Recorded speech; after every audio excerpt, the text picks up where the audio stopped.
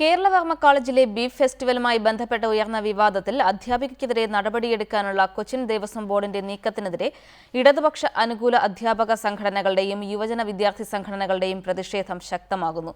മലയാള അധ്യാപിക ദീപ നിശാന്തിനെതിരെ അന്വേഷണം പ്രഖ്യാപിച്ച ദേവസ്വത്തിന്റെ നീക്കത്തിനെതിരെയാണ് പ്രതിഷേധം. 9-ന് കേരളവർമ്മ കോളേജിന് മുന്നിൽ സാംസ്കാരിക പ്രതിരോധം സംഘടിപ്പിക്കാനാണ് വിവിധ സംഘടനകളുടെ തീരുമാനം. ബീഫ് ഫെസ്റ്റിവലിനെ അനുകൂലിച്ച ഫേസ്ബുക്ക് പോസ്റ്റ് ഇട്ടതിന്റെ പേരിൽ അധ്യാപിക ദീപ നിശാന്തിനെതിരെ അന്വേഷണം പ്രഖ്യാപിച്ച കൊച്ചിൻ ദേവസ്വം ബോർഡിന്റെ നടപടി ചോദ്യം ചെയ്താണ് ഇടത് അനുകൂല അധ്യാപക യുവജന സംഘടനകൾ പ്രതിഷേധവുമായി മുന്നോട്ട് വന്നിരിക്കുന്നത്. കോളേജിൽ മാംസാഹാരം കയറ്റാറില്ലെന്ന ദേവസ്വം ബോർഡിന്റെ വാദം വിചിത്രമാണെന്നാണ് അധ്യാപകർ പറയുന്നത്. ഫേസ്ബുക്ക് പോസ്റ്റിന്റെ പേരിൽ അധ്യാപികയെ ഒറ്റപ്പെടുത്താനുള്ള നീക്കം അനുവദിക്കില്ലെന്ന് AKPCTA ഉൾപ്പെടെയുള്ള അധ്യാപക സംഘടനകൾ വ്യക്തമാക്കി. ഹിന്ദുവർഗീയവാദ നിലപാടുകളുടെ ഒരു കൺസോളിഡേഷൻ നടന്നിരിക്കുകയാണ് അവിടെ.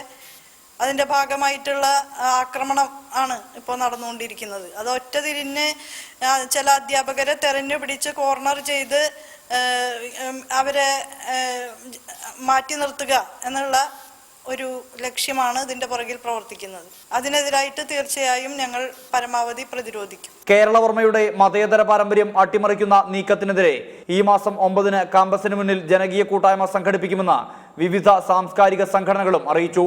DYFI, AIYF തുടങ്ങിയ യുവജന സംഘടനകളും അധ്യാപികയ്ക്കെതിരായ നീക്കത്തിനെതിരെ രംഗത്തെത്തിയിട്ടുണ്ട്. റിപ്പോർട്ടർ, തൃശൂർ.